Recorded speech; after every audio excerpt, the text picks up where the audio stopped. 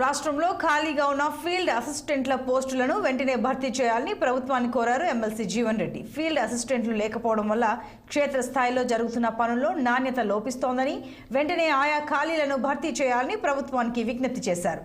ప్రస్తుతం దేశవ్యాప్తంగా NREGS ద్వారా గ్రామాల్లో అభివృద్ధి పనులు జరుగుతున్నాయి. 2020లో కేంద్ర ప్రభుత్వం తీసుకున్న నిర్ణయంతో నేరుగా గ్రామ పంచాయతీ అకౌంట్లలో నిధులు వేయడం వల్ల గ్రామాల రూపురేఖలు మారిపోయాయి.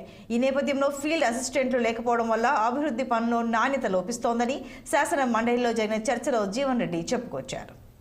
మహాత్మా గాంధీ జాతీయ గ్రామీణ ఉపాధి హామీ పథకాన్ని చేపట్టబడింది అధ్యక్ష. వాస్తవంగా వల్ల గ్రామీణ ప్రాంతంలో వ్యవసాయ కూలీలకు మరి పని లభించబడుతుందని చెప్పారంటే ఈ NREGS కార్యక్రమం చెప్పక తప్పదు అధ్యక్ష.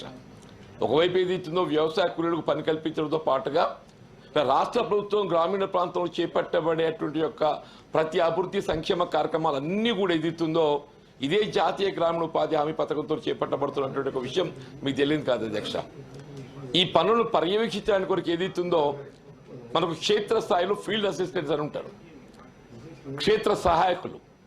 అయితే ఈ ఫీల్డ్ అసిస్టెంట్స్ ఏదైతుందో గడిచిన 9 సంవత్సరాల నుండి అంటే TRS ప్రభుత్వం తెలంగాణ రాష్ట్రం ఏర్పడినప్పటి నుండి ఏదైతుందో ఈ ఫీల్డ్ అసిస్టెంట్స్ ఖాళీలు భర్తీ చేయబడలేకపోవడంతో అందులో ఉన్నటువంటి ఒక కూలీలలో సీనియర్స్ను మేట్గా గుర్తించి వాళ్ళతోని పర్యవేక్షణ చేయించడం జరుగుతుంది. అంటే వాస్తవంగా ఈ ఫీల్డ్ అసిస్టెంట్ చెల్లింప చేయబడే వేతనాలు NREGS నిధులుండే మనం వెచ్చిస్తాం.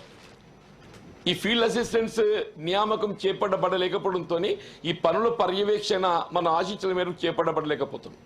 కాబట్టి మీ ద్వారా నేను రాష్ట్ర ప్రభుత్వాన్ని కోరేది ఏంటంటే ఇలా ఈ NREGS పనుల పర్యవేక్షణ సంబంధించి ఏదైతే ప్రతి గ్రామంలో ఫీల్డ్ అసిస్టెంట్ ఉంటారో ఈ ఫీల్డ్ అసిస్టెంట్ ఖాళీలన్నీ భర్తీ చేయగలిగినట్టయితే ఈ పనుల పర్యవేక్షణ అనేది మనకు ఆశించిన మేరకు చేపట్టగలుగుతాం.